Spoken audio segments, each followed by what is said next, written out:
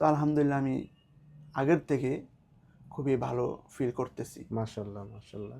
আগে যেমন বিষয়টা হইতো আমার ওই জায়গাটা দিয়ে পুজ বের হতো, আবার হুম, শুকিয়ে যেত, আবার বের হতো। হুম। কয়েকদিন মেডিসিন নেওয়ার পর ভালো হয়ে যেত, আবার ইয়ে হয়ে যেত। কিন্তু এখন প্রথম কয়েকদিন হয়েছে, এখন আলহামদুলিল্লাহ ওই এটা হয়েছে, আস্তে আস্তে মিশে যেতেছে।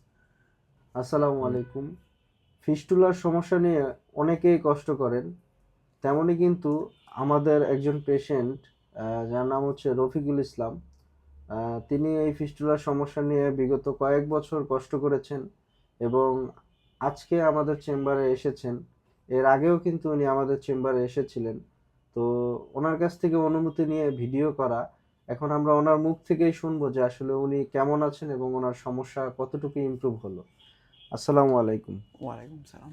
জি, আপনার ফিস্টুলার সমস্যাগুলো নিয়ে কতটা কষ্ট করেছেন এবং এখন কেমন আছেন এই বিষয়গুলা আমাদের দর্শকদের উদ্দেশ্যে শেয়ার করবেন। এই ফিস্টুলা রোগটা নিয়ে আমি অনেক দিন ধরে ভুগতেছি, হুম, এবং কি এই রোগটা নিয়ে আমি অনেক জায়গায় গেছি।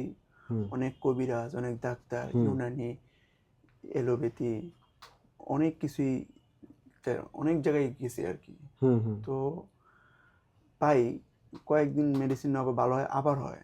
হুম। মানে স্থায়ী একটা চিকিৎসা ট্রিটমেন্ট আমি পাচ্ছি না। আচ্ছা, আচ্ছা। তো এক সময় আমি বড় বড় ডাক্তারের কাছে যাই। তো হুম, ওরা আমাকে বলে অপারেশন লাগবে। হুম, হুম, শেষ স্টেটমেন্ট হলো অপারেশন লাগবে। হুম, তো অপারেশন লাগবে, আমি আরও অনেক জনের সাথে কথাবার্তা বললাম এই বিষয় হুম, নিয়ে। তো ওনারা ভালো ফিডব্যাক দেন নাই। হুম। বলল যে অপারেশন হলে এটা একদম যে 100% ভালো হয় এমন কিছুই না। তো আচ্ছা। আমি কিছুই বুঝতেছিলাম না। হুম, তো এই ন্যাচার সেবার একটা ভিডিও আমার বন্ধু আমাকে দেখায়। হুম। তো আমি এই পেজে ঢুকি, ঢোকার পর অনেকজনের রিভিউ দেখি, দেখার পর যে যেটা হয় আর কি ভিতরে কাজ করে, যে অনলাইন জগৎটা কি আসলে সত্যি কি হুম, হুম, সব কিছু কাজ করে কিনা, বা অনেকেই তো ভাবে যে অনলাইন জগৎটা একটু ফেক হতে পারে। হুম, হুম, হুম। তো এগুলো সব কিছু বাদ দিয়ে আমি ওই এখান থেকে কন্ট্যাক্ট নাম্বার নিয়ে তাদের সাথে কন্ট্যাক্ট করে, আপনাদের সাথে কন্ট্যাক্ট করে আমি সরাসরি আপনাদের চেম্বারেই চলে আসছি। আচ্ছা। তো তো হুম, চেম্বারে আসার পরে তো আমি এর আগে যে আসলেন দেখলাম, দেখার পরে যে মেডিসিনগুলো দিলাম। তো ওইগুলা কন্টিনিউ করার পরে এখন কি অবস্থা?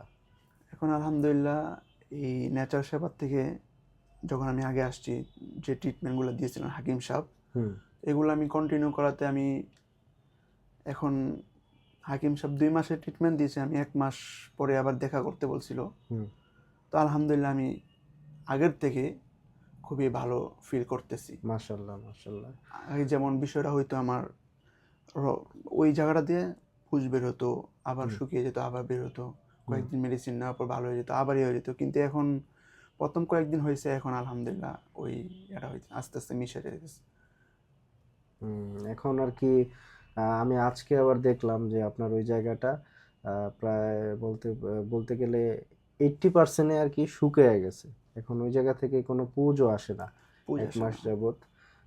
তো যাই হোক, আমরা এখন আবার কিছু মেডিসিন দিয়ে দিচ্ছি এবং আরেকটা মেডিসিন আমি অ্যাড করে দিয়েছি।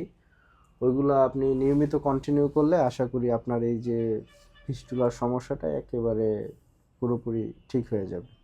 তো এই আরেকটা মাস কন্টিনিউ করেন, ইনশাআল্লাহ ঠিক আছে। ইনশাল্লাহ।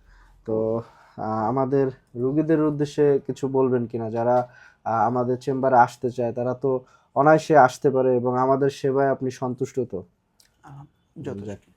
তো এতটুকুই আজকে।